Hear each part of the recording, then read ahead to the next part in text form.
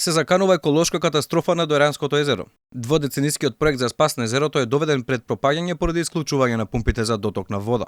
Хидросистемот, кој е во надлежност на Министерството за животна средина, веќе трет месец не е во функција. Поранешниот директор на хидросистемот Филип Дончовски вели дека пумпите били исклучени кон крајот на февруари поради високите сметки за струја, а од тогаш воопшто не биле вклучени. Сега веќе по 3 месеци стопирање забележливо е дека се намалува водостојот. На брегот е сосема видливо дека нивото на водата опаѓа. Тој очекува дека проблемот особено ќе дојде до израз во август и во септември, кога од грчката страна на езерото ќе се вклучат пумпите за наводнување на нивите околу езерото, како и испарувањето на водата поради горештините кои следуваат.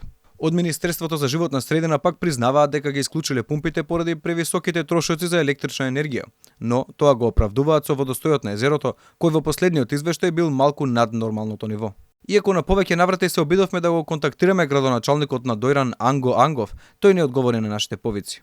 Хидросистемот за спас на езерото е проект на владата на ВМРО ДПМН во 1999 година, кога беше прогласена елементарна непогода и 2 години подоцна започна неговата изградба.